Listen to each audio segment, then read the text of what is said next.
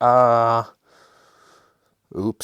this was a pretty bad decision. In fact, a series of bad decisions. And I was like, really like, this is kind of rock bottom, if you will. Like, this is a bad time.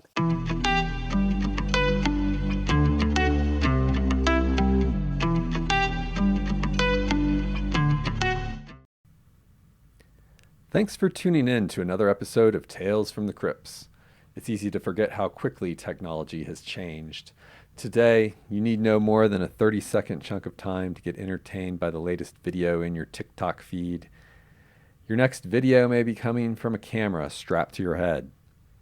If you're out in the wilderness and run out of cream for your coffee, you can hit the button on your satellite rescue device and be back at Starbucks in an hour. But there was a time when none of these things were true. Online entertainment came in the way of these things called blogs. To create content for a blog required all kinds of effort. You had to lug along a big camera, pull it out of a bag, and take pictures and video in order to create media for your blog. Then you had to sit down and write stuff, potentially for hours. And then you had to lay it all out, format it, create captions and more. But that's just the creating part. For people wanting to read the blog, they have to sit down, sometimes for tens of minutes at a time, and read. Okay, I admit it, I'm nostalgic for the blog days. And one of my favorite kayaking blog entries was not one, but rather a pair of dueling blog entries retelling an account of a little adventure on an obscure whitewater run in Arizona called Poland Creek. And now, almost 15 years later, I found two of the survivors to retell the tale. But if you find yourself halfway to Arizona on a paddling mission and realize you're missing a key piece of gear, the sponsor of today's show, Four Corners Riversports, is there for you. Four Corners Riversports is located in Durango, Colorado. They're a full-service paddle sports retail and rental store. As a friend of mine described it this past weekend, they're a core paddling shop.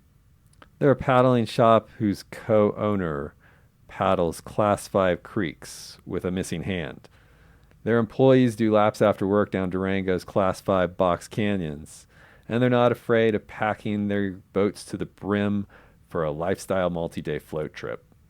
If you're looking to get on the water, look no further than Four Corners Riversports. Call them at 970-259-3893 or visit their website at www.riversports.com. This episode is also sponsored by Taylor Barker with the group real estate Steamboat. I've known and paddled with Taylor for years, and he brings passion to everything he does. Steamboat Springs is a wonderful town with the Yampa River running right through it and has a vibrant and friendly boating community. If you're thinking of making a move to the Steamboat area or purchasing a vacation home, be sure to get in touch with Taylor. He's happy to give you a lay of the land, the real estate market, and to help find the perfect property for you. You can reach him at 336-314-4353 or by email at taylor@brokerintheboat.com. You can find those links in the show notes. This podcast is being featured on paddlinglife.com. Paddlinglife.com does a wonderful job of finding all the most interesting happenings in the world of paddling and bringing them straight to you in the form of news, interviews, articles, videos, and more. Check out paddlinglife.com. And now, check out the show. You know who made it.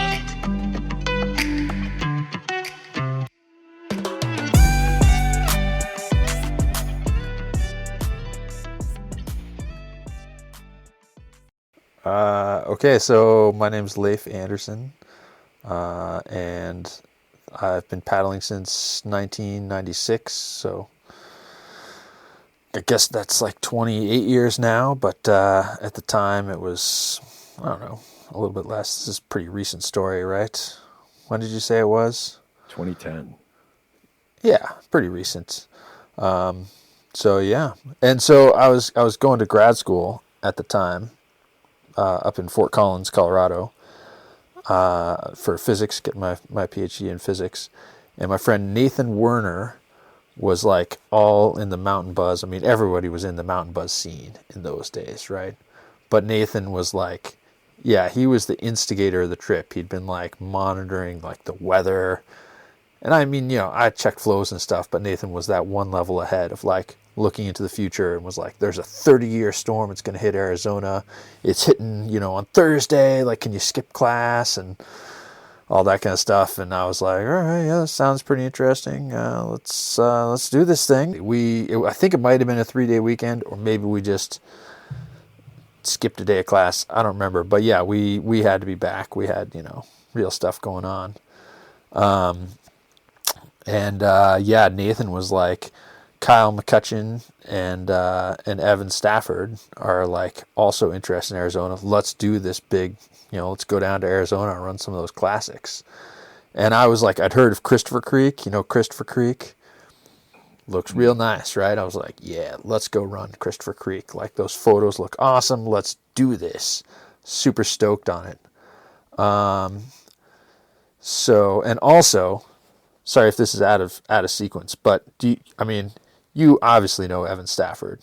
Hopefully a lot of your listeners know Evan Stafford as well. But if you don't know Evan Stafford, this is how I met Evan Stafford. Well, hey, Kevin. I'm Evan Stafford. I'm currently the communications director for American Whitewater. I've been paddling for about hitting 25 years here, I think. I co-authored the guidebook Whitewater of the Southern Rockies, and what else? What else is important here? Love kayaking. How did you become a sandbagger? Is that in there? That could be, yeah, that's its own novel. But yeah, in this case, I think I was trying to avert the sandbagging. So I just moved to Fort Collins. We've rewinding back to like 2005, I think, was my first year in grad school. And I'm like new to the town, walking around town, like, oh, it's pretty cool, like college town, they got this like bike festival thing going on. And this guy comes riding by on a bicycle with like an inflatable. I'm wondering how kid friendly to keep this, but it was a sex doll, all right, duct taped to the handlebars of his bike, and I'm like, what a kook, And then as he passes, I'm like, hey, wait, hey, come back, wait a second. He like puts on the brakes and comes back. I'm like, hey, why does that say? Why does your sex doll have my mom? Why does it say Leif's mom across the forehead? And he kind of like rolls his eyes. He's like, don't worry about it, dude. It's not you. And I was like, I mean, it's a pretty like Leif. Like, that's what the hell is going on? He's like, no, don't worry about it. And then I was like, wait, do I know you? He's like, I don't know, man. Maybe I got to go though. And he rode off. And so that was my introduction to Evan. Evan Stafford, local paddler. I'm probably one of the few people right now that understand what's going on. Right. So, yeah, I think it'd be pretty funny to just keep your viewers in the dark. That was how I met Evan. I might have met him before, but I don't think so. But he was very confident that it was not my mom written in Sharpie across this inflatable doll on his handlebars. So if you want to know more, it requires investigation on the Poudre Narrows race and Mountain Buzz. But I'm here today to talk about a mission to Arizona. I think it went down in 2010. At that point, I'd been making some pretty regular winter visits to Arizona, where the paddling is surprisingly fun, but there's also high chance of it not working out. So it's like a dice roll every time you like drive. And from Fort Collins, Colorado, where I live, most of the rivers are somewhere in the like 14 to 16 hour driving range. So it's a bit of a big dice roll. So we're always waiting for like a big storm to kind of make sure it's like going to be water somewhere. And that's really what it takes is snow and then maybe a rainstorm in the middle of winter to get down there, which does happen sometimes in Arizona. And when did your obsession with Arizona start? Because I feel like you and Kyle are probably some of the most motivated people I've ever seen to get down there and risk the high skunk factor of Arizona. Yeah, so it actually kind of stems from a Tyler Williams book, and Tyler Williams is kind of the guy who's written the guidebooks to Arizona, and also he's like paddled all over the country, and he wrote a book called 50 Whitewater Classics, I believe, or something like that. And there was this picture that was not unlabeled in it, and it was this sweet looking kind of waterfall into a giant hole, small waterfall into a giant hole, and we were like, "Whoa, that looks awesome!" And we basically knew it was Arizona, but not any. We didn't know where it was, and I think it was probably 2005 or maybe four actually. We saw that, and we were just on this mission to paddle everything, and I think it was actually really before we started thinking about the guidebook, but we were just trying to go everywhere, paddle everything, and especially kind of new things that no one's really heard of. And so we basically thought it was on this river called Christopher Creek. Turns out that drop wasn't on it. And but we kind of got in contact with Tyler, and he kind of pointed us towards Christopher Creek anyway, and with very like minimal beta, but just like it's worth it. And it turns out he hadn't even like kind of completed it. They started a first ascent of it, and we went down there and just like miraculously found it, went to the right put in, and it was running, which it turns out it actually runs fairly often for Arizona, but it hadn't even rained that much. All the things came together, and we were able to do Christopher Creek, and it's a pretty incredible, like short mile-long canyon of waterfalls and great little drops, all like in this bedrock, like that's just beautiful. It's amazing. Yeah. A really great run that surprisingly is in Arizona, which most people wouldn't think of. And then after that, it just like set us on fire for like, okay, we're going to just try to find the runs in Arizona. And when it does run, it's got a lot of kind of California style granite that is smooth and forms like just great rapids and waterfalls. But it just doesn't see water as consistently.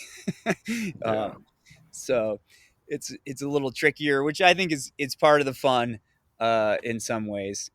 It gives that real feeling of kind of there's still a lot of things to be explored, even stuff that's been run. It's like there's not a ton of beta out there about it. So I think Arizona and that area, it has a really kind of long, like deep history of civilization, kind of that goes back pretty far into like North American cultures and stuff. So it's just like a beautiful place to visit, and even if you get skunked, like it's beautiful. So it's at least in a cool place. Yeah, you're at least in a cool place, and it's always like warmer than Colorado, basically. At least like if you find yourself in the lower elevations after getting skunked, like you're gonna get some sunshine at least. So yeah, that's basically how this mission started to come together. We looked we're looking at the weather, watching a big storm roll across Arizona, and just decided to go for it. And pretty much just Kyle and I, we couldn't like wrangle anyone in for a while. And I mean, just like 48 hours before we were going to leave is when we started to try, but no one else could leave at the drop of a hat, it seemed. So we basically, at the very last second, kind of like put the thing to social media. Who wants to go to Arizona? And always a dangerous last minute move. Right. Yeah. It was like, we need shuttle, so we're gonna have to do it. But it was totally the last resort. So so then this is now like a good 5-10 years later, I'd actually paddled with Evan a little more, got to know him a little bit more. I wouldn't say we were like close bros or anything, but we were friends. We're But pals. you got past the stuff with your mom. He was actually telling the truth. It had nothing to do with my mom somehow. But it was not referring to my mom, who was a very nice lady and might even listen to this podcast. Who knows? Hopefully not, because it's kind of one of those stories where you don't really want to tell your mom about it. So, so kind of a group of 5 other people like came together, and I'm honestly not even sure how well they all knew each other, but in it was Nathan Warner, who I already knew, and then and Leif Anderson, who I also kind of knew. He had been living in Fort Collins for like kind of a short time, I think, at that point. We paddled some, but not a lot really. And then there was 3 guys who I didn't really know also going, and we were like, all right, we'll meet you in Arizona. So, and this is at like 6 p.m. and we're gonna try to put on something like the next morning. Oh my god! So we take off and it's like snowing everywhere because it's just a big wet storm like rolling across the Southwest. So the drive was treacherous. If I remember right, I think it was this trip. Like I was driving Kyle's Tacoma, and it was 2 a.m. or something, and we're going through New Mexico over the pass that goes down into Taos, and it wasn't snowing, but it had been raining, and then it froze, and it just the road looked like the road, but it was just like a sheet of ice, and so at like 70 miles per hour, we did like 3 back-to-back kind of just like tail whips and somehow like stayed on the road and got it together and then just kept driving. I'm pretty sure Kyle was like asleep until we were like sliding down the road. But the most dangerous part of the trip was right there. You got it over with early. It was. Yeah. We survived it. And then kind of pulled up. We decided like to just aim straight for Christopher Creek again. I think at that point, maybe I had run it one more time since Kyle and I had done it first. And then we just were like, yeah, it's probably running. So we drove straight there, got there. It was still dark, but like 5 a.m. or something. And the other group of guys pulled up. So 10 years later, 5 years later, whatever, the distant future, we're going paddling. We're going on this trip, and Evan and Kyle are coming along. And I should also say, I've been continually sort of learning to be more humble. It's been like a long journey to learn a little bit of humility. Still working on it. I'm trying to get back into that mind space of the youthful arrogance of, it wasn't even that long ago. But, at the time, I thought I had a pretty inflated opinion of myself. It was a pretty high opinion of myself, let's be honest. So I'm trying to intentionally backslide into that arrogant frame of mind in order to make your story funnier here, just so you know. So the times I appear to be a jerk, I'm not really a jerk, honest. Not anymore. It's the right. new you. Right, I'm reformed. but you're gonna sacrifice for this story. Exactly. I'm channeling that old ancient mindset now, and back in those days. So back in those days, Evan and Kyle, super famous internet celebrities, arrogant sandbaggers. Everyone was like, you remember the arrogant sandbagger controversy on Mountain Buzz? For the young children in the audience, they might not know. Evan and Kyle wrote the guidebook, Whitewater of the Southern Rockies, which there's a funny story there, which maybe Evan will tell about the title there. Kind of amusing. Anyway, they'd written this guidebook, and in it they had a lot of awesome pictures, them running waterfalls and stuff, and they had this thing about the Zion Narrows being like basically a class 3 run with a class 4 rapid, like that'd be really good for beginners, and some beginner went and ran it and got in pretty far over his head and was like, what, these guys, like, what are they saying? This is, they might be badasses. It might be easy for them, but for average people, it's really, difficult, and like they're sandbaggers basically. And at the time, remember, arrogant personality, at the time I was like, they're not that good. I'm pretty good at paddling, but these guys, like, they just plop off the waterfalls. Like, he probably doesn't even know the difference between a Pan Am and a Helix, let alone can he do either one of them. Like, these guys can't even paddle. Like, what? They have some paddling skill, but whatever, man. And I kind of had maybe a little bit of a chip on my shoulder of like wanting to kind of prove myself, despite their fame, prove that I could do things better than them. Not a good mindset to be in when you're going out creek boating, by the way. Life lessons for anyone listening. All right, lesson number Humility 1. can be good. Yeah. Of many. I don't know if we even want to keep track of how many there's going to be here. So anyway, me and Nathan and Evan and Kyle, we're going to go on this trip. And it's like a 14-hour, 16-hour. It's not that bad of a drive. It's a pretty long drive if you're trying to get down there and get back for a single weekend. And of course, if things are running in Arizona, they're not running because it's warm snowmelt in the middle of spring with, daisies blooming and warm sunshine and warm, it's happening because there's a giant winter storm coming in. So this was, I think, January, and it was snowing the whole way there. There was ice on the roads, all that kind of stuff. So we load up at night after a long day of teaching and being a student and all that. Maybe I'd had some grading I finished up. I kind of doubt it. I didn't really finish grading usually before trips. I usually finished it after trips. But anyway, Nathan and I loaded up. We drove for like through the night, basically, because we didn't leave at a timely hour. We left at the end of the day. Drove through the night. The drive was terrible.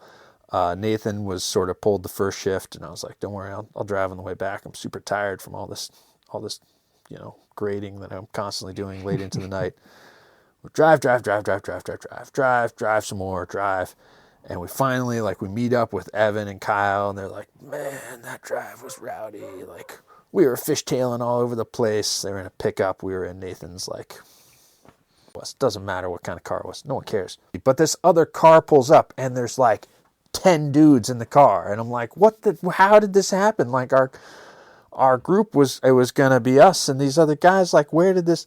And of course, looking back, I was not the trip leader, not that it was that formal, but I was not the core of this trip. I was not the nucleus of this trip. Like Evan and Kyle were the backbone of the trip. And of course they'd brought more people and I had no idea. But at the time I was like, I didn't approve this. Get these guys out of here. Like, are they even good enough? But still, I was upset that the group had ballooned to this absurd size. 20 guys in this other car just packed in there. It was ridiculous. So, again, the chronology of events might be a little bit off, but we went to Christopher Creek, and I was super stoked. I was like, here we are, Christopher Creek. We've finally made it. We're going to put in. And I mean, it was deep in snow. It looked like it was running. There's a bridge on Highway 40, I think, that goes over it. And it was running, but it was waist deep in snow. So we're like, maybe not. Yeah. And that was what we were really hoping for. So it was kind of on to plan B.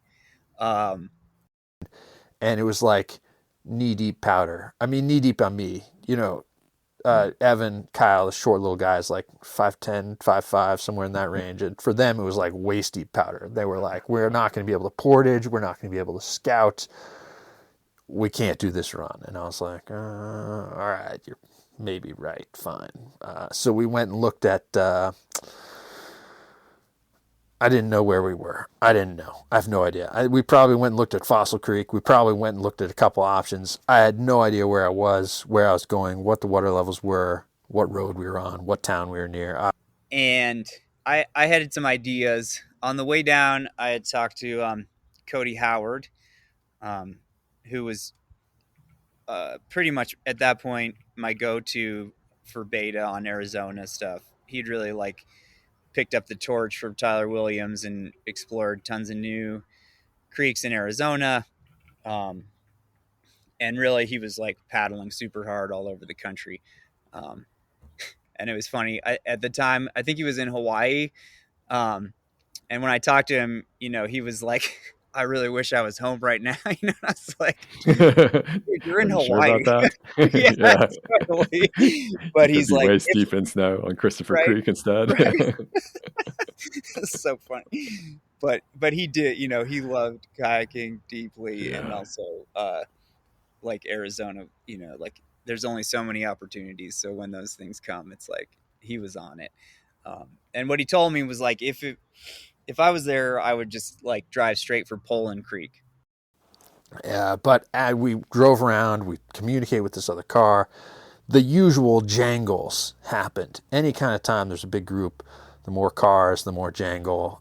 Cell phones were a pretty new invention. We weren't like texting each other every 10 seconds, doing speech to text.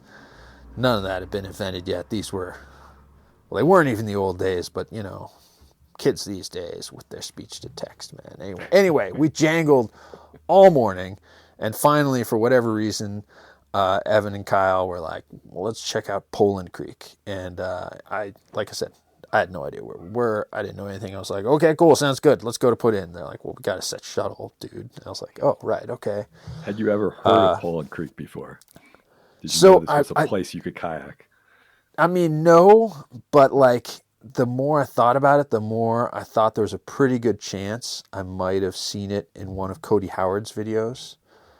Like I'd seen, I think I owned a copy of The Risen Sun, which maybe it hadn't come out yet. Maybe it was just his internet videos, but like, I'd seen some of this stuff, and I was like, maybe it's thinking back, maybe at the time I have this memory of this like short segment of them running a couple like cool looking rapids, and then like getting overnighted on the run, and then, like arriving at some hotel at like the next evening, and like just having this crazy epic, and maybe like these jokers, like, get your act together, like get on the water a little earlier, just like run the river a little faster, like keep your act, keep it tight, get it together, man. And so I kind of had this vague idea that might happen, but I don't think I really knew anything about it. I did have a pretty good idea there was a waterfall on the run. I do remember that much, that I was excited about the waterfall. That was like when I travel in order to go run runs that have waterfalls on them. Like that's what I'm after. I feel like waterfall people, or bust.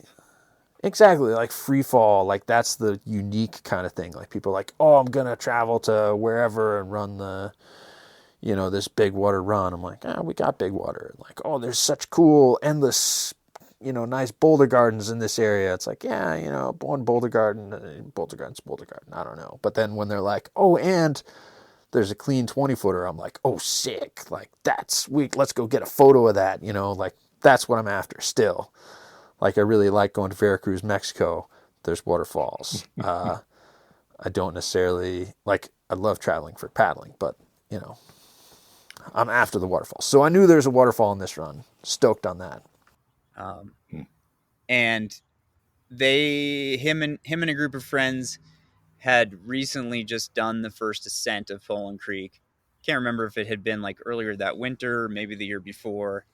And he kind of pointed me to their write-up and gave me some more clear beta on like the put in and take out and what to do to try to get it done. So it wasn't like real close to Christopher Creek. I think it was maybe like 3 or 4 more hours of driving. So we're like, all right, here we go. Let's head this way. So we get out to basically, Christopher Creek's kind of in central Arizona on the Mogollon Rim, and Poland Creek is more in a little bit like kind of at least like the western side of Arizona. It's actually like really close to Phoenix, it turns out. It's kind of like just outside of Phoenix, just north of Phoenix. So warmer at least. So we thought, yeah. So we go. It was warmer compared to the Christopher Creek area, but we got over there, and the takeout he had said was sort of like you drive off towards the creek from this town of Cleator, which is just like a general store in the middle of nowhere. So we go there, we kind of find a little hamlet, and we drive off in a couple different directions to try to find the the put or the takeout, and like nothing really got like that close to the creek. But we found something that was like pretty close, we thought. It was like near the confluence, I think, of a I think it's called the Black River, maybe. Yeah, I believe it's the Black, and that's where Poland Creek confluences with it. And we got pretty close to Poland Creek on the Black Creek, and we're like, all right, this is close enough. So we like dropped a vehicle. That took like over an hour probably to find that and try to figure that out. Drive back out to the main road, drive like a mile up the road, and there is like the actual town of Cleator. Oh God. So we're off to like a pretty great start at this point. Go like recollect the other like the vehicle we dropped, come back, and then try to find the takeout from there. And then even from there, it like wasn't obvious. We're like searching these roads again, like really don't find what would be an obvious takeout, but sort of like get somewhere that we think is pretty close to the creek and leave a vehicle again. And at this point it's like noon. We're just like, we got to go. Like we got to do something if we're going to go kayak today.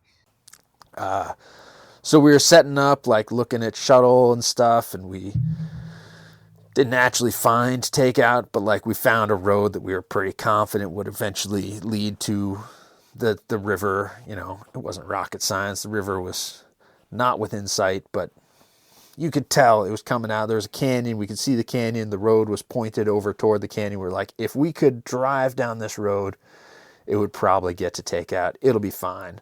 I think we might have talked to some locals. I don't know. I was like, these issues will sort themselves out. We need to get on the water. So we go out, start driving again, and it turns out like the put-in is sort of like from, I think it's called Crown Point, which is like the highest mountain in the area. You drive to the top of it, and it's not a super high mountain, but it's high enough that when we got up there, it was snowing again. Oh wow! and then the put-in is sort of like down a trail from that peak into the canyon, and from that peak, you know, you can see this like the whole watershed. Beautiful spot. You know, you can see like it's like really the highest point in like the whole area, so you can really like you can see Phoenix, and you can see like what was, you know, ostensibly the takeout downstream, but we already knew it was like 6 miles. And we finally, like, we drive up into the mountains, which are like these teeny tiny little mountains, but you know, we drive up to the top of these mountains, and all of a sudden we're like up above everything else, and they're like, yep, that's the one. And we're standing around scratching our butts at the put-in and kind of looking at it. So you could see it, but there was like some deep, steep canyon between us.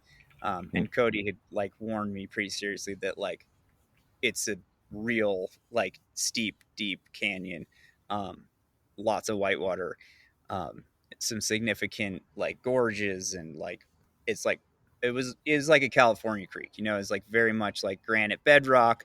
It looked beautiful. It looked like it was running, and so we're like, all right, let's go for it. But the discussion on the top of the mountain was interesting. And like, you know, there's a lot of hesitation, and I'm like, you can't hesitate. We got to go. Like, we're, you know, it's 1 o'clock in the afternoon. The last group got overnighted here. Like, let's get moving. How do we spend a half day not even getting on the water? Like, we need to go. We need to move. And Evan and Kyle are like, you know, it's like we probably could do this with like a small group. Like the run is 3.5 miles, you know. I have an eidetic memory. Remember, that's the exact number he said, 3.5 miles. Nice. And, you know, it goes down and around that corner. There's a couple drops. There's a waterfall in there. But, you know, that's a little tight for like an afternoon. I was like, well, small group, huh? So like you and me and you, huh? You know who I was pointing at. And it was not these 25 guys in the other truck. I'll tell you that much. Um, like, so keep in mind, it's like 1 p.m. and getting later. Yeah, And in February or something, right? Or January, yeah, February. yeah, I Yeah. think it was January. So like, the the the shortest period of light possible in the year, Yeah. it's like early January. Um, it pretty like it pretty much gets like the sun goes down before 5 p.m. in Arizona that time of year, and you get some light until 6 or something before Hmm. it's just totally dark. Um, and the guys, the group, Cody Howard and friends on the first ascent had spent an accidental overnighter already, and they started at 8 in the morning. Oh, wow. That tells you Okay, something. Yeah. yeah. So, it's, uh, so we're up there, and we're making a plan, um, and Kyle, I don't know what was going on, like what he was thinking. I had to talk to Cody, but I had like relayed the information pretty straightforwardly. Um, and he just, he was thinking like, we'll just travel really light and get it done today. And they were kind of like still hemming and hawing and stuff. And I'm like, we could sit around debating it and definitely get overnighted, or we can just go and make it out. So I didn't have any overnight gear too, so that really motivated my haste a little bit. I grabbed I think I had a power bar and like extra rash guard, and put them in my bag there. I might have had a snack of some kind. I don't remember. I was like, light is fast. Let's get moving. Like, time to go. And we're still sitting around forever. And Nathan is looking up at the sun, looking down at the canyon, looking over at the group, looking back toward takeout, looking at the snow, like looking all around. I'm like, Nathan, get your shit together. And he's like, I'm not going to do it. And I was just like, no, like there's not a chance. Like I'm packing everything. Like I'm like, and I remember clearly saying like, I would not put on without overnight gear. Like, do This not. is mandatory. Yeah. This is like we are going to spend the night, and Kyle was like really convinced like we weren't, um, and I was just watching him like pack, and like he brought like, I don't know, he had this like down like suit, I think, thing, just like some down pants and like a down jacket. Hmm. And he's like, this will just be lighter and in case we spend the night, but we're not going to. So like, I'm not going to bring my sleeping bag or like bivy. And I was just looking at him like, I don't know what you're doing right now. Um, and like, it turned out that like that Leif and Nathan didn't bring overnight gear because they were sort of trying to do more of like a 1 day Christopher and turn around and get back for like work on Monday. Right. And this was on the weekend. Um, and I was, and I was just like, I wouldn't put on. And like, I knew Nathan a little better at that point. Um, and so he like opted out. He was just like, I don't have overnight gear. I'm not going to do it. Um, I was like, great. You can handle shuttle. This is perfect. And also now the group is one man smaller. Even better. Like, that's your loss. He's like, yeah, whatever we end up running tomorrow, I'll get on that. It'll be okay. But this just seems like, I don't think I want to get in this. I'm like, sweet. He's like, things like this is, maybe you should bring some more gear. And I was like, whatever. Like, I'll make my bed and I'll sleep in it. Like whatever. Like I'm capable of dealing with whatever happens. And like, enough chit chat. We need to go. And it is January. January after all, so the days right. are not long. Right. And I'd just come back from Africa though. So I was feeling that sort of seasonal storage of warmth and heat and sunlight. And I was like, it'll be fine. Nathan also gave me an extra granola bar that he was going to bring. So I put that in my boat and I got my camera all sorted out. I used a camera box, not a camera bag back then, but it was like, okay, I'm packed up. Let's go. Boom. And I like shoulder my boat and I start walking down the hill. I'm like, what we need is a positive example. It's time to go. And I'm like walking down the hill toward the river and I look back and these like 26 dudes are also all putting their gear together. I'm like, who invited these? We said a small group would have time. Everybody's coming, and everybody's like loading up all this camp stuff. Like, there's not time for this. We need to go. So I'm like, get to the river. But like the allure of the whitewater was like too much for Leif. And you could see the takeout. Like, you really could like see the takeout. I mean, it was obvious there was a lot of whitewater between, it looked like to me. Like, I was just looking like, that's a ways away. Yeah.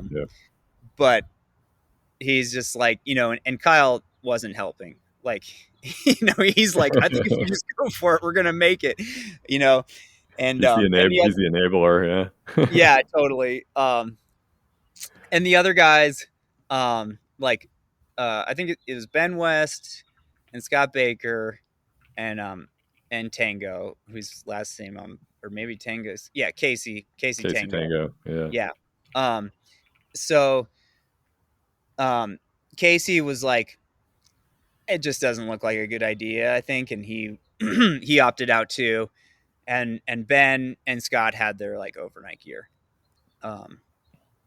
So we're like, okay, sweet, this is us. Like, Kyle didn't have overnight gear, but had a little more clothes, and Leif just with his day kit.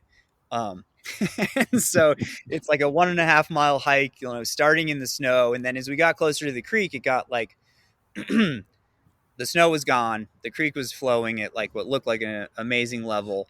And like, we've dropped into this like deep, like canyon. And it just looks like sick. It's like all bedrock, drops, it's just like slides and drops like right from the put in. So we're just like all fired up, and I think, and I was sort of just like letting the like idea of like, sure, maybe we'll make it to the like, let's just start moving. Let's, I was basically sure we're going to camp. Like, I was like, I mean, just going off Cody's beta, it was like, there's too much to like, there's too much of a chess match down here that like, we're not going to be able to like figure it out. If it was just, if it was just class 3 and there was no scouting, like, sure. But we knew there was a 30-foot waterfall. Yeah. Yeah. Like, it was like, we knew there was a big waterfall and like tons of drops. That's what we knew. I can imagine the temptation too, though. You like drove all that way. You like have this elusive creek that's running. It looks awesome. Like, it must be really hard to turn away from that. 100%. Like, Arizona, that's a problem in Arizona. Like, it has a tendency to cause like some bad decisions because it is so elusive, and you like show up and whatever time it is or whatever's happening, it's just like, well, we could put on right now and it might not even be running tomorrow. Like, so like, it's just like, we're going for it. Yeah. So we get down to the creek. It's this tiny creek, and I'm like, dancing around like, let's go. And everyone's like taking forever. And we start running the stuff. It's kind of manky, but we get to like, pretty soon we start getting to some nice rapids, and they're great. Like, A quality rapids. I was like, this is what we're here for. And I was just shocked to find that not only like everybody in the group, all of them also wanted to either run or portage all the rapids. I was like, the selfishness of these guys. Like, not only do they want to come along, the entire group has to also make their way through all the like, how did I not see this coming? I just assumed they'd take photos of me and be at the bottom. I don't know. But we got in a pretty good groove. Like, I was definitely pushing downstream, but like, we're running. And, despite being a jerk, like, you got to set safety for people. You can't just fly off. So we're running stuff. We run some great rapids. I don't think we had any carnage. I don't really remember. It's always with kayaking trips. It's always the things off the water that you remember. Like, the only rapids I remember are the ones that I took photos of. And even then, it's like, oh yeah, this one looks like it's straight, but it was an S-turn. Like, I don't remember what order they were in, nothing like that. I do remember that there was a waterfall, and it was sick. I got some great photos. It was awesome time. Loved that. Nice. That was awesome. But, I'm feeling the pressure. Like, this so-called 3.5 mile run is like, it just keeps coming at you. Like, how many more of these rapids are there going to be? And so we just started moving downstream, and it was, it was going pretty good. I was trying to I was trying to be pretty aggressive, like boat scouting, and was like running us down. And we got to kind of the first name drop from the first ascent and kind of recognized it, and we all ran it. And I just kind of kept moving downstream with Kyle. And I thought we were making great progress. And then we kind of got to another big drop, and it turns out somebody swam at that first drop. And I didn't even know, that's how fast we were trying to move, which is, not the safest way to descend a river. So we're trying to move fast, but actually after I heard that I think somebody swam, I can't remember who. After I heard that though, I was like, okay, that's not how we're going to do this anymore. We're staying together at least. So we started, and it started to get steeper. So we started picking it apart a little bit more. We got to the waterfall, which they had named the Big Dipper. Sweet waterfall, kind of sliding to 20-foot free fall thing. Nice. Super cool, kind of funky entrance rapid, and then there was actually a tree kind of blocking half of it, so it turned out being kind of tricky. But it went well. Everybody ran it, but it took a second, that stalled us out for sure. It was we need to get pictures, and this is that part of the canyon was super cool, and it was pretty boxed in. Portaging it would have been challenging, you could, but it was there were some decisions being made and a lot of scouting and stuff. But we all ran it. And I mean, at that point I was I don't know how much further we're going, but we're not getting to the takeout. It was an hour and a half ordeal at that waterfall, alone. So it was totally clear to you at that point. I was positive at that point. I was just it doesn't matter if it's another mile away to the takeout. And I knew it wasn't we're not making it. So we kept picking our way down. It just kept getting steeper and boxed in. And we got to this section of kind of 5 or 6 back-to-back, kind of 10 to 20-foot drops. And at that point, I was actually sort of then in the back trying to kind of make sure no one, just trying to do it safely, make sure no one got left behind swimming or whatever. And so I got to that section, that kind of gorged in back-to-back drop section last. And the team had sort of already decided to just sort of portage the whole thing in a, in the name of trying to get out still that day, and I was oh fuck, really? All right, sure. Some people were already portaging it up high, and it was just sort of there was a way around it, up high. And we decided to not stay at river level, and I didn't even really look. And then sort of as we were walking along up high and I was looking down, I was man, that looks pretty good actually. eventually we get to I'm pushing. Oh, we had a big portage, which was kind of not raised tempers kind of thing, but there was a big portage in there where it was a big rapid. There's a series of sort of, not teacups exactly, but a series of vertical drops where it was maybe runnable, but they just kept getting more intense. And then the bottom one was sort of sticky, and I don't know, we were scouting for a while, and eventually I was no more time scouting. We need to do something. And so we started walking, and we had to walk up over this ridge, and we lost some time there. Creatively minded people could call them all waterfalls. Especially this one, the bigger portage, it was maybe 5 drops, and it was 5-footer to 7-footer to 10-footer to 5-footer to 12-footer kind of thing. I don't actually remember any of the heights. I just have this sort of mental snapshot of just sick, sick, sick, sick, sick, also sick, but maybe you'll have to swim out of the bottom one. I was oh, that's maybe we should be running this. But we portaged it, we got in below, and it was just more it was just more steep drops. I remember this kind of one of my favorite drops on it was this sweet just double drop thing that somebody routed me into, and it was just awesome. It's all right, this is fun, we're making good progress. I remember this kind of like triple drop thing that they had lots of pictures from the first ascent that was like really good. It was just good boating. But it was getting late, like obviously getting late. And sun was like out of the canyon, obviously like setting, like it was still up probably, but it was like not on us anymore for sure. It was low. And we got to the spot where it was like this, two drops that were like marginal back to back with like no room in between them really. And we were like on different sides of the river too, like portaging the first drop and then sort of like looking at the next one and like, what do we do? So we all ended up sort of, there was no way to portage it. The canyon just like blocked it on the left, and a bunch of us were on the left. So we had to like ferry across to the other side, and there was not eddies. It was just like, luckily there was like somebody was already on the right, or a couple people. And so they were there to like catch us. Like we ferried and they caught us and we got out above the other drop. And at that point it was like almost dark, it was like sun had set. It took a while to kind of get everybody over there and figure out that plan, communicating across the river and stuff.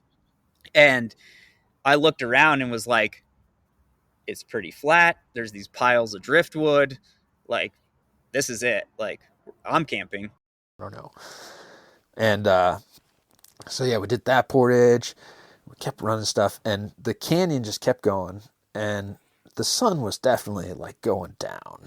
And eventually we got to this cool looking like double drop, and I was like, I don't know if I want to run this double drop. We've been portaging plenty of stuff, and I was looking at it and kind of like, it's probably doable, but maybe you'd have to boof there, and then like, you've got to nail that boof in order to get the next boof, and like, I don't know, like we should probably just walk it and get moving. And like partway through the portage, somehow word trickles over to me that like Evan or somebody was like, we need to camp here. And I was like, no, we don't need to camp here. We're not going to camp here. Like, look downstream. Takeout's going to be right around the canyon's opening up.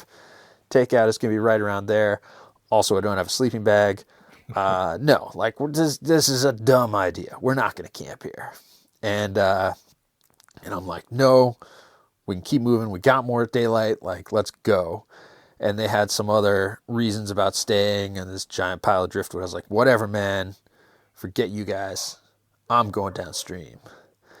And Kyle was like, yeah, like, I think he's right, man. Like, yeah, like the canyon's widening out, and like, yeah, let's do this. And I'm like, we're going, you and me. Like, the more time we spend debating, the less daylight we have. Let's rock and roll. And he's like putting on his skirt, and then Evan says something to him, and he like backs out. He's like, nah, I should stay. And I was like, whatever, forget this. I don't need you guys. I'll be so much faster without this group. I'm going on. And I like look around, none of the 31 guys are going to come with me. I'm like, all right, fine. I'm out of here. Like, forget it. And I take off downstream away from the group. It's like, it's like camp to me. There was some discussion. Most of the group was like, yep, it's dark. Like, this is right. It. And Kyle was like, I'm not, he was still like, we got to be close. Like, we should keep going. Like, we're going to make it today. And I was just like, I'm not, like, and you shouldn't either. Like, this looks like a decent camp. There's wood, like it's going to get cold pretty soon. And, sure. It wasn't already pretty cold. And he, I finally convinced him, like, no, but Leif, like, he didn't have overnight gear. That was probably part of like, I don't want to stop. There's no reason. I don't have anything to do if I stop. Right. And he just like, he wouldn't be convinced. He's just like, I'm going to keep going, and I was just like, I don't know, man. Okay. Like, but I wasn't like real happy about it, but it was just like, I don't know, like you get to make your own decisions when you're in a team kayaking, it's like, I'd prefer not, but okay. And was there a factor of like, I don't really know this guy that well anyway, and maybe I shouldn't get too involved? Yeah, like I didn't think I had the really like, standing, you know, we didn't know each other well enough for me to just be like, no, like fucking don't do it, you know, like, because who knows? I didn't know how far downstream it was really, you know, I was like pretty sure it was a ways still, but like, you know, it wasn't a true unknown for us. And yeah, you know, like, and even if so, like, it's like you do get to make your own decisions. Um, even though that was an incredibly bad one.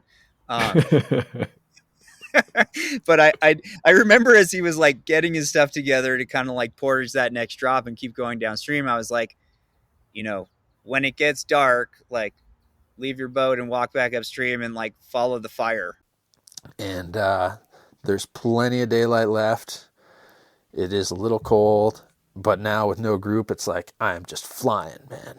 So I run a couple rapids, and I get to the end, like, you know, I'm scouting a little less, like portaging a little less, and just like things are, you know, I'm moving way faster. And I get to this one rapid though, and I'm like, it's pretty steep, but like I'm a really good paddler, should be no big deal. I'll run this side. And I run the right-hand channel of this rapid, and it's like a double drop, I think, or maybe a triple drop. But I remember I got like, I won't say I got stuck in a hole, but like I almost got stuck. Meaning I got stuck in a hole halfway down this double drop and really had to like fight out of it. Like I wasn't getting tumbled, I wasn't getting cartwheeled or anything like that, but I was not like boof and like, ooh, better take 2 strokes. It was like boof, dead stop, and like clawing and digging my way out. And I like charge out, fight my way out. And I get to the pool at the bottom, like, that was maybe a little intense. Like, need to back that off a little bit. And then I kind of look around and I'm like, oh, and what was that I said about daylight? Like, there's not much daylight left. It is nighttime, in fact. It's not just like dusk, like it's full on dark right now. And maybe even part of the reason I might have not had the greatest line is that I can't see the bank from where like it is nighttime, you know, like it's full on nighttime. So I eddy out. It's like there's no paddling at this moment, you know, like there's no downstream progress can be made. Like, no way. I eddy out, I drag my boat up onto the bank, and I'm sitting there on the bank, and it's like dark. Like no moon, clouds have rolled in. Like it was in fact dark enough that I did not even feel confident walking around on the bank. And that was the moment where some of the humility kind of came trickling in, where I was like, it was at that moment, in fact, that I knew that I had fucked up. I was like, oops, like this was a mistake. This was, and I kind of had some time sitting there in the pitch black where it was dark enough that I couldn't even walk around, like sitting on my camera box, like, oops, like this was a pretty bad decision. In fact, a series of bad decisions. And I was like, really like, this is kind of rock bottom, if you will. Like this is a bad time. And here's another little break for the viewers here, the listeners, I mean, and it was not cool. I feel like so often with these adventure stories that it's really easy to kind of like dramatize and glorify the carnage. And I just want to make absolutely sure that there was no glory. There was no like, wow, it was close, but it was like, I'm an idiot. Like, God, what was I thinking? Like, this was so dumb. And I mean, I was sitting there like, it's January. It's too dark to walk around on shore. I can't paddle. I'm in wet kayaking gear. Like I could die. Like, you know, they might come down and find me tomorrow morning frozen to death. Like this could be how I die. And it was kind of crazy because like a lot of the like emergency skills that are really easy to focus on are those like immediate emergency skills of like, you know, oh, he's heading for that strainer, get a rope on him, or like those skills where it's like seconds count, boom, make it like, you know, and I'm not like I'm some kind of superhero, but like I'm good at kind of suspending emotion and like dealing with things, have my brain still be on during some of those things. But these sort of I don't know. I don't have a great name for them. Slow emergencies, secondary emergencies.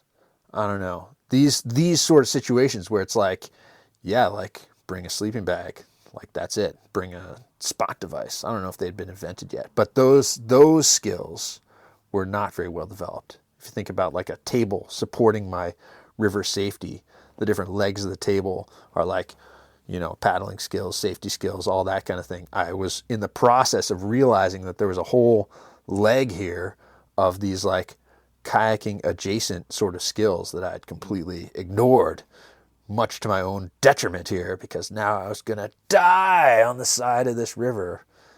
Yeah, and so we set up camp, and like it really turned into like a nice time at camp. We got the fire raging, we were all getting warmed up, and like had a sweet day of boat. It was sweet. Like it felt really cool. Like it was just a cool run. It was definitely total like discovery for us. Like no idea what we were really getting into. Lots of great whitewater, and like a full day, and nobody had slept. Like overnight, really. Like we all drove through the night to get to Arizona from the day before. So we're all just hanging out, and I don't think I'd like forgotten that Leif had left, but like it was just sort of like we were doing our thing, like we got comfortable. I was looking for the canyon. I mean, when I say it was dark, it was dark. Like holding my hand up, I couldn't hold my, I had a little like long dark tea time of the soul there, like just sort of thinking a little bit, but just feeling sorry for myself and regretting my decisions and all that. But I got lucky. The clouds cleared or the moon rose or something, but like the ambient light just increased tenfold really quickly over this like 5-minute period. And I think it was a combination. I think it was overcast and I got a gap in the clouds, and I think the moon rose over the canyon rim, but all of a sudden I was like, it's not that bad anymore. Like not like, oh, the situation isn't this bad. It was like the situation changed to not be quite as bad. And I was like, well, there's nothing else. I guess I'll walk back up to the group there. And I like make my way back upstream, like, walking, left my boat there, left my paddle there, all that, but just walked back to the group. And I get back there and it's like, it's paradise. I mean, they got the music playing and, there's busted out like a guitar and a drum set. And, Evan and Kyle had smoked salmon that they'd brought along with them. And there's a giant roaring toasty fire. And then like, heard this thing for a second I was like, what is that? And I was like, oh, it's like Leif coming out of the bushes, like dragging back to camp. And there he was looking like pretty broken. He like needed the fire, didn't have any food. So we're just like everybody sharing the food that they brought, and it's just like, here you go, man. Like, let's get you back to like alive. And he said it was like pretty sweet whitewater downstream, but it was like challenging in the dark. And then like getting back to camp was a mission in the dark, no lights. And so he was just beat down.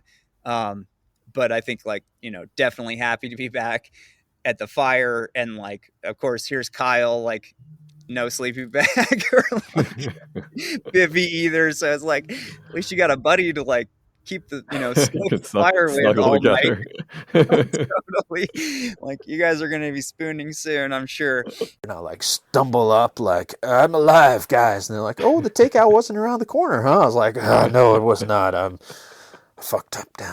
I messed up, man. Like I admit my mistakes. And they're like, well, we're glad you're okay. And everyone was super nice. And it was really like, just like really powerful lesson there. Never leave the group. Never split the party. Like the group, keep the group together. You're better together.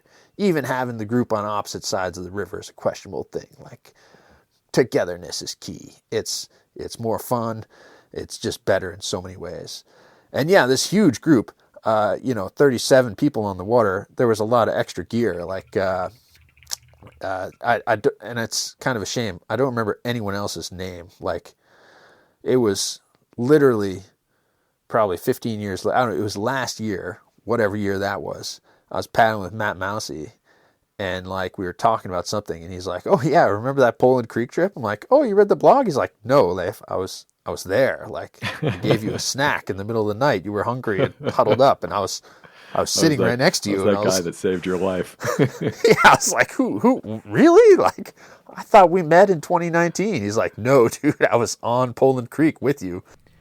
Excuse the interruption in the story, but I feel obligated to stop here to note that after the interview, Leif discovered that, in fact, Matt was not part of the trip. The identity of the 42 other members of the party to Leif are still unknown. So I feel bad. I have no idea who else was in that enormous group, but they had all kinds of stuff. It was great. So I survived the night.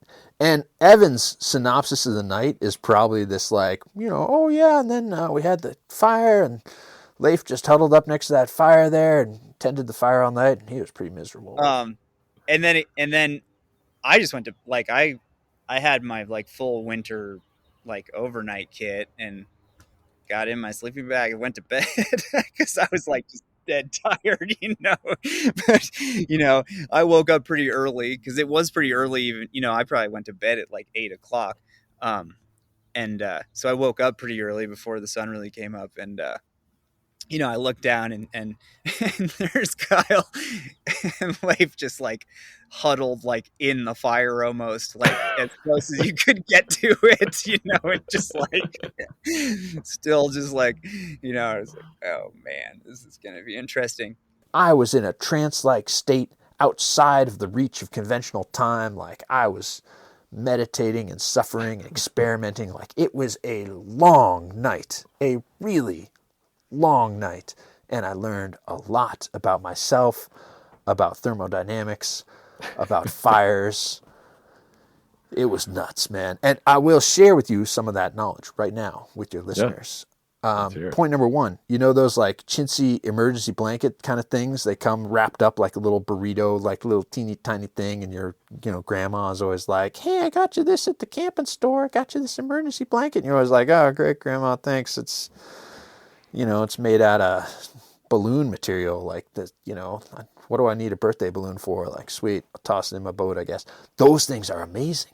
That's what I learned first thing. They had the fire going. I was super tired from having spent at least one sleepless night, before even getting to the river.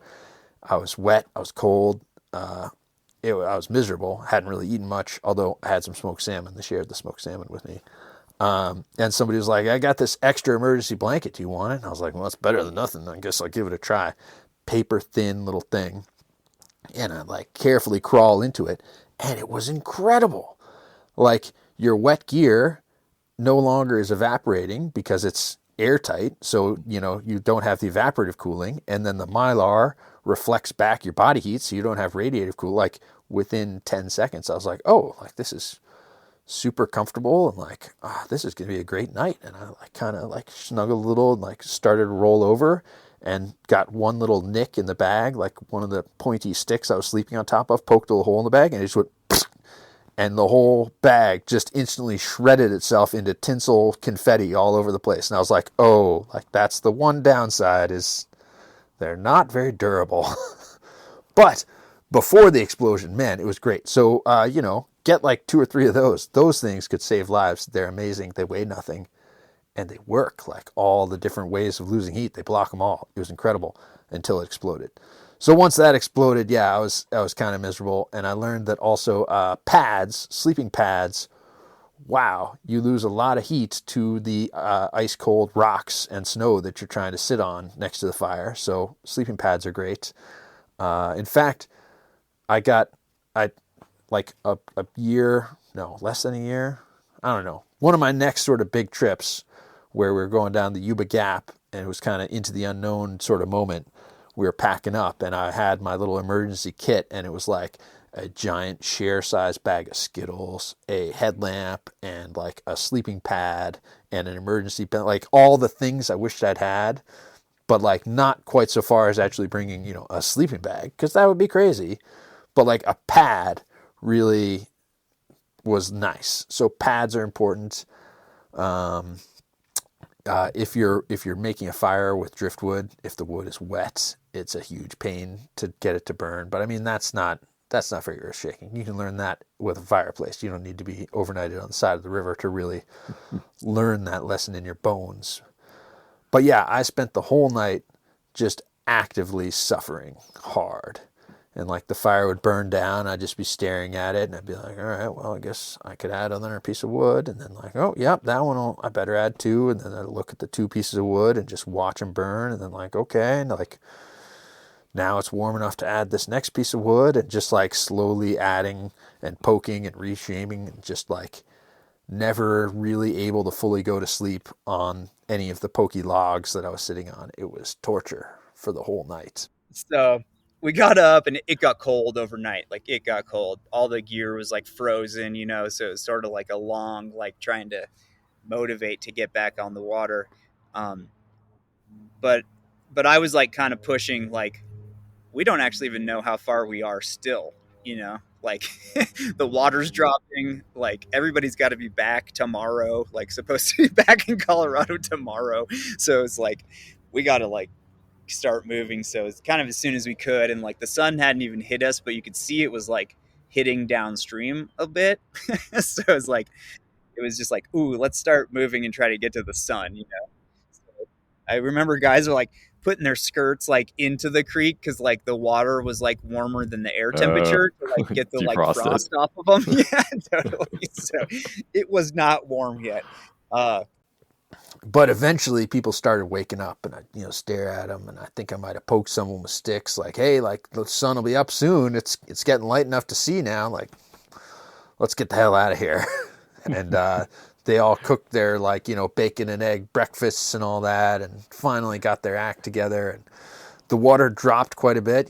This was not like normal springtime. This was like the flood, and the flood was dissipating. And I was like, we might have more than a mile of rapids. Like, let's get out of here. I want some dry clothes. I'm done with this. Like, let's leave. So they all loaded up. We head downstream. I get back to my boat. Everyone portages the rapid where I'd, almost got stuck kind of the night before, and I was kind of gratifying. I was like, this is actually quite a hard rapid. I did good, not messing up, but, again, not cool. I should have scouted. I should have portaged. I should have not even been there at all. I'm not trying to glorify what I did. It was all a mistake. But anyway, we got back in the water, ran a bunch of rapids, and I was really starting to feel like, and like I think I mentioned, I was in grad school, right? I was working on my PhD in physics, so I was no stranger to overnighters. I'd spent, sleep deprivation was no problem. Did it every week. I was pro at sleep deprivation, no issues at all. But like, around like maybe 1 o'clock or so, we're kind of in a realm outside of space and time still. I don't know what time it actually was, but partway through that second day, I was like, man, like this is different. Like, I'm hitting a wall here. Like, the mental part, sure, I've been mentally fatigued since the first overnighter here of, because remember, I didn't sleep the night before very well either because we were driving down. But the mental fatigue was kind of level. But something was happening to my body. I think, people probably call it fatigue or being tired, or I don't know, something. It was not an experience I was used to. I was really starting to like lose it. So we take off downstream, and there's like this sweet rapid to even just like start like a little like 8-foot boof into this like little boxed in mini canyon thing. And like, man, it just got off to another like great start. The water had so dropped. Good. Yeah. It was great. Like, I mean, it's a very worthwhile run. Like, if you can catch it and be there with a little better planning than we had. Yeah. But yeah, so, but I mean, it was like, there was more portages and steep drops and like small waterfalls, and like the just like granite bedrock kept going. And so we're making our way downstream, but like, not like real fast, not just, like tons of getting out and looking and routing through stuff and portaging. And like, the day got warm, like the sun came out, and it was just like beautiful. Like, it felt so good. The water dropped a little, but we started getting into kind of like a little bit lower elevation to where it was like nice. And we're just moving downstream, still going, still scouting and taking pictures, and like, you know, the whitewater is good enough to keep taking pictures, and the gradient started to relent a bit, but we were just like beat down. You know, no one had slept that well. You know, some of us got one night of sleep into, but like some people didn't get any sleep pretty much. Yeah. Uh, Were you seeing like Leif and Kyle really dragging, or did they talk to you about it at all? like, yes, like I remember like kind of huddling with Kyle a bit, and Leif too, I think, like just being like, they were like, we're tired. You know, like, let's like, we need to keep, you know, and I was kind of in the like, we need to keep an eye on each other still. Like, yeah, we're trying to move fast, but like everybody's kind of like not at their peak right now. So like, stick to, you know, like keep the buddy system going. Like, let's keep moving, but like keep an eye on each other. Like, A it's little getting more kind of conservative like, than normal. Yeah. yeah. And we just kept moving, but it was like, we weren't at the takeout. Like, it was just like still going downstream. You know, we started getting into saguaros, so we knew we were getting close. Like, we're down pretty low elevation, but the sun started to go down again. Like, Wow. it was just like, Wow. oh my god! Like, are we gonna spend another night out here? I was having bad lines. Not terrible. Still pretty proud of my boating skills at the time, but like I was not doing okay. I kind of like got Evan's attention. Was like, Evan, like, you know, keep an eye on me, dude. Like, I don't know what's happening to me, but I'm tired. He's like, yeah, we're all tired. I'm like, no, I'm like different. I'm tired. Like, watch out. And yeah, I remember none of the rapids of that next day, but I do remember there were a freaking ton of them. The takeout was not right around the corner. Like, we were halfway down the run or less. Wow. Like, there was a lot of whitewater left.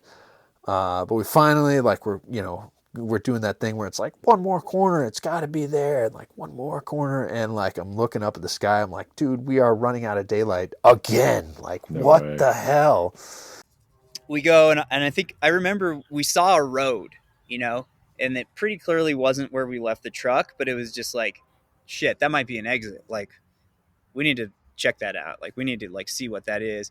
And there happened to be like a nice beach, and like actually down in that section, there's like all these nice beaches. It was like, fuck, we should have camped down here. Like, it was like Yeah. beautiful, you know, and like, had we gotten an earlier start, maybe we would have camped down there. But it you know, we got out on this beach and we're just kind of eating, and sent some scouts out to like check the road. Like, where does this thing go? Like, can we get it? And it actually, it didn't seem to really go anywhere, much less like back to where the truck was. So, you know, we kind of huddled again. It was like, I think we got to keep paddling and just like see how far we get till dark again. But I mean, the sun was setting. Like, it was Oh, like wow. maybe down or almost down. So we get back in, and I mean, at that point, morale was just like low. Like, it was just like, I cannot believe we're gonna like spend another night on this thing. Like, we're just like floating, like not making that much progress, you know, just like, oh my god.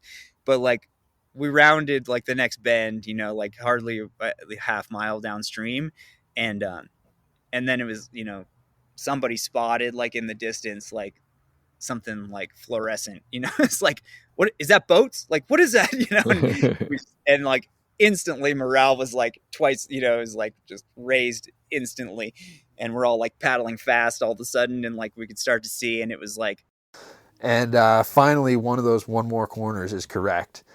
And Nathan had been sitting at takeout now for a day and a half, Oh my because, you God. know, he'd driven straight to takeout, driven his little RAV4 down this off-road thing. There's nothing else to really do, so him and whoever else was running the shuttle, whoever else had opted out, they'd managed to get their cars all the way to the riverside, which we didn't think was going to be possible. We thought we were going to have to hike out, but they had managed to drive all the way to a nice little beach.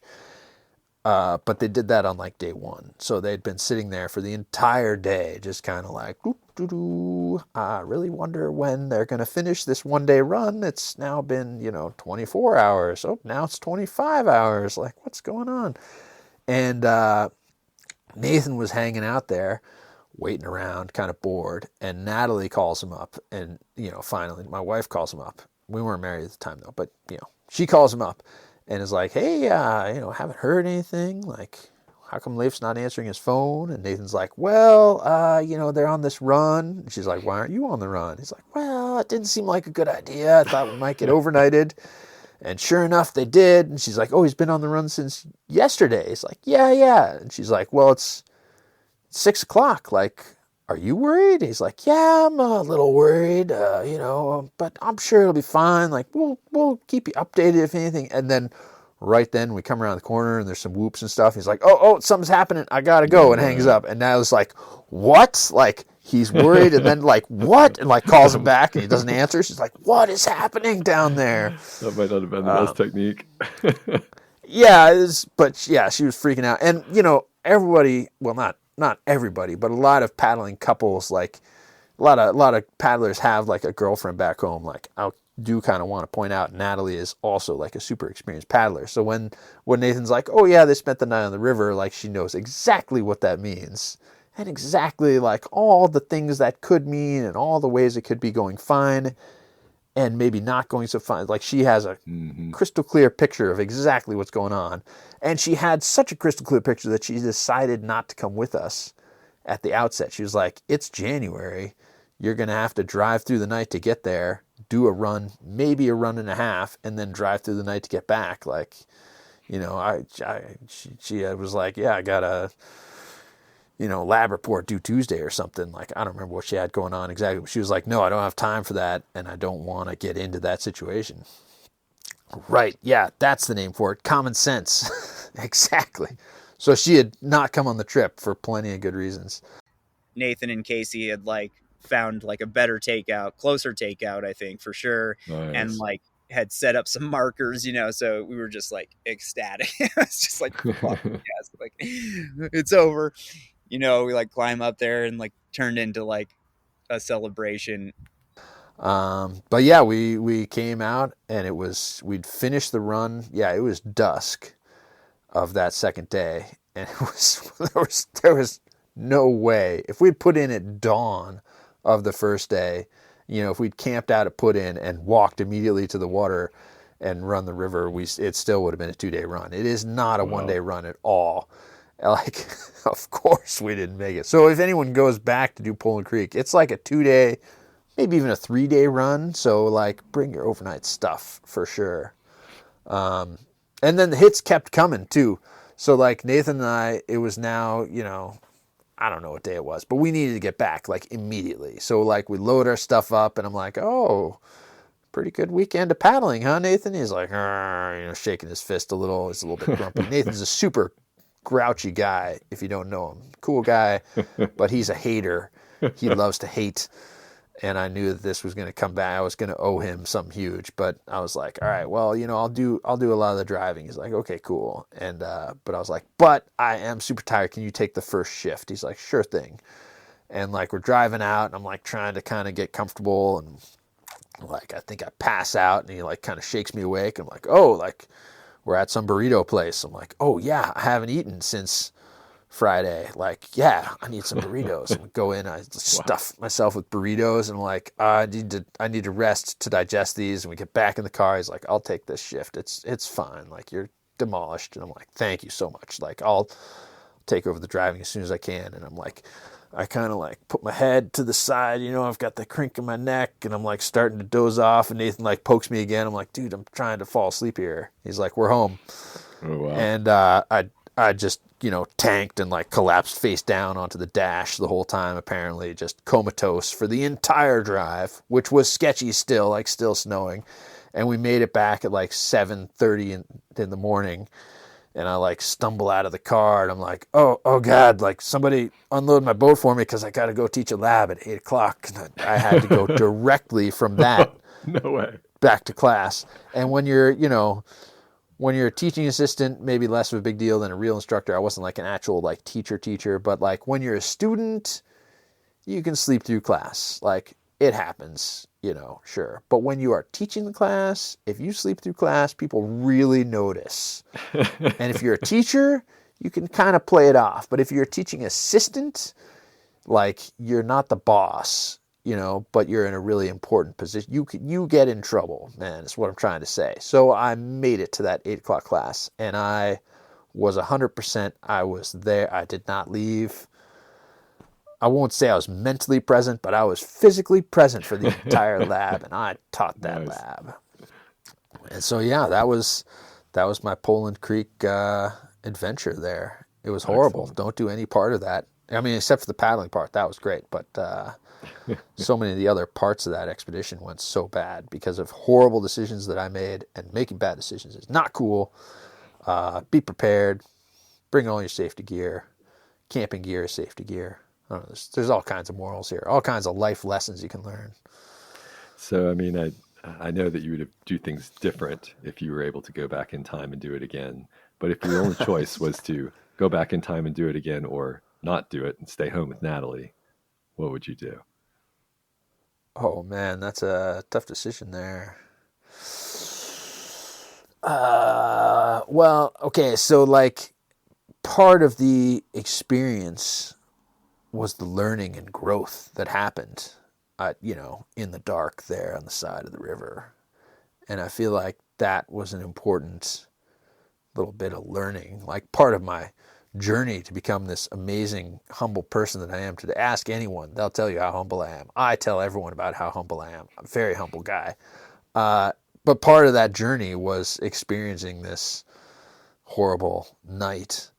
And yeah, I mean, I wouldn't want to give that up, or I wouldn't want to have obtained that in an even worse way. So I'm going to say I don't know. I don't know. Would you Yeah, be counterfactuals. Would you be the humble, friendly guy you are today if you hadn't had an experience like that?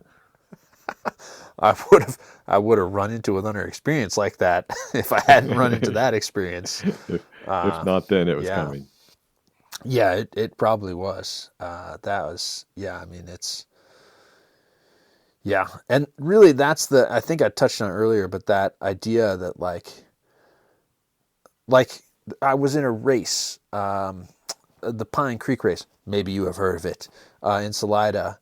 I remember one year Ben Stooksbury showed up, and I had a lot of disdain at the time for Ben Stooksbury. Hopefully he doesn't listen to this. Ben's actually a super cool guy, and I now have a ton of respect for him. But at the time, I was like, I could race faster than him. Therefore, this guy sucks. And I had that kind of limited picture of how things worked, and I was like, why does he make movies? Why do people love his movies? Why is he so why do people look up to Ben Stooksbury? Like, I could run this race course faster than him. What gives? And it's been a long, long journey to realize that those kind of those skills, and again, I'm still working on a good name for them, but being able to portage effectively, being able to plan effectively, being able to just monitor group dynamics effectively, and just doing all the things that surround and stabilize your whitewater skills, than actually having a sick boof or putting down an awesome race time. And it's those skills, Ben Stooksbury is a master of that kind of stuff. That's what he has in spades. Exactly. And the fourth leg. Yeah, exactly. And Kyle and Evan, all those other guys were obviously, especially at the time, a lot better at that stuff than I was. But it's, that sort of helped me realize that stuff was important. And then I've been gradually getting a little better at that kind of thing. I'm definitely not a master of it yet, but I'm working on it. Years later, his now wife and I are close. So, that was an interesting start to a great relationship. Was there some hesitation after that to boat with him again? No, honestly, because he's an excellent technical paddler. He's been paddling since he was a kid, and even then he was probably a better technical paddler than I was, and probably everyone else on the trip. But also did not have the kind of same expedition experience, and just sort of knowledge of how to kind of do the thing when you're out in the middle of nowhere, which is its own adventure for sure. And a lot of the best ways to learn those lessons is to learn them out there, because it's hard to just read about it and be like, I know how to do it now. Um, and I did feel like Leif, it was probably a turning point for him on like kind of expedition paddling and recognizing the differences and just kind of like getting to that. Um, and yeah, I paddled with Leif a bunch after that because he lived in Fort Collins at the time. Um, they moved away eventually and didn't get to paddle as often afterwards. But yeah, I'd say we paddled a lot more after that trip for sure. So yeah, it wasn't, those lessons are, as long as you survive it, it's like, those are the best lessons you get. For sure. Yeah, that solidifies it. There's no like, oh, that's not going to happen to me. It's like, no, actually, I guess it can happen to me. That night sucked for him, I'm sure. And Oh, it repeating it, sounds awful. I bet he hasn't repeated that. Did you have any "I told you so" moments, or was it like, no, this guy's suffered enough? I don't. Oh no, there was plenty of those. I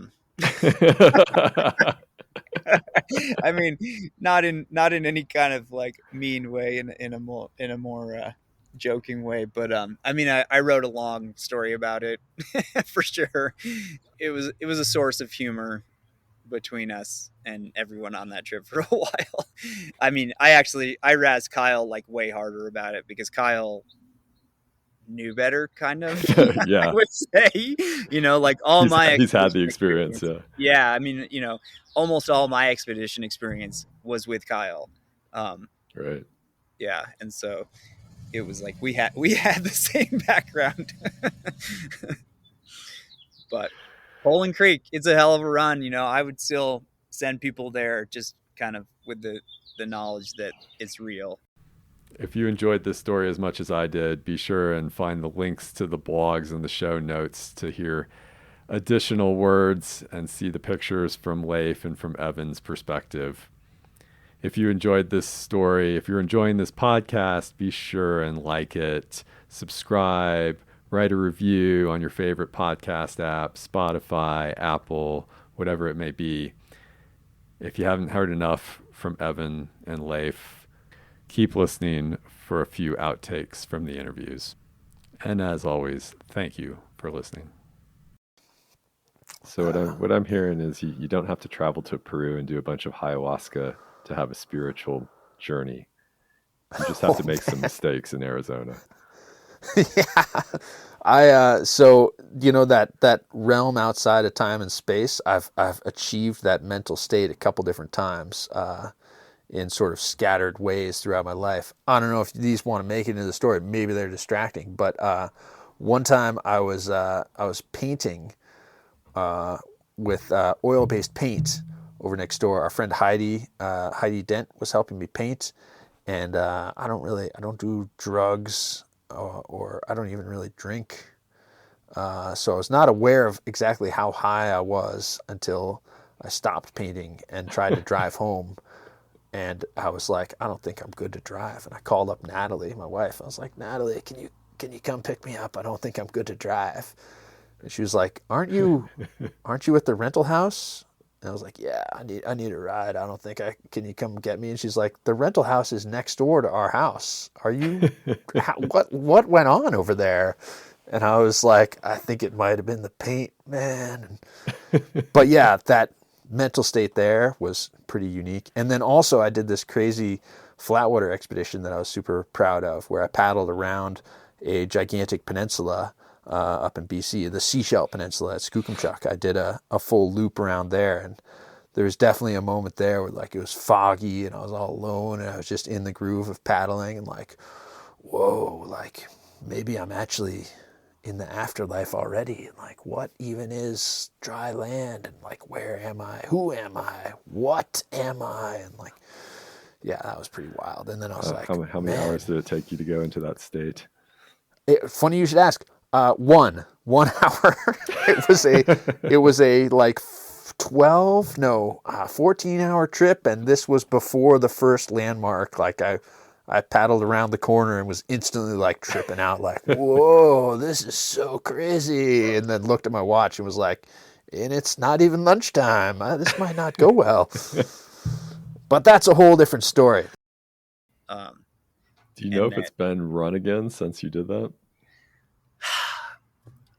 I don't know for sure, actually. I feel like I heard maybe it has been, but not much. And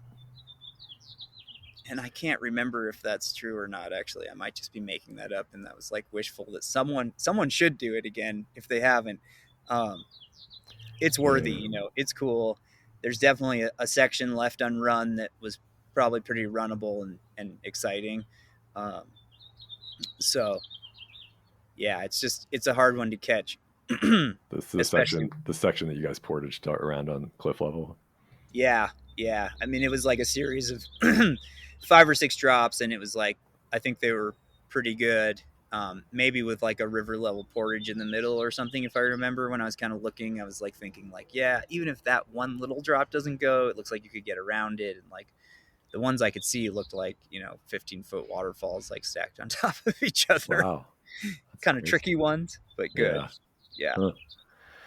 Seems like one that if there was more than like one boater in Phoenix that was a class 5 boater, it would probably be getting run annually, right? Yeah, it would be easy to catch from Phoenix. It's like maybe an hour outside of Phoenix at most. It's like not far from Phoenix. And I think, I don't think it runs often, but like if a storm hits that area, it runs, I think. For this whole trip, this whole story, sorry I'm kind of scatterbrained. I just finished like a 50-hour drive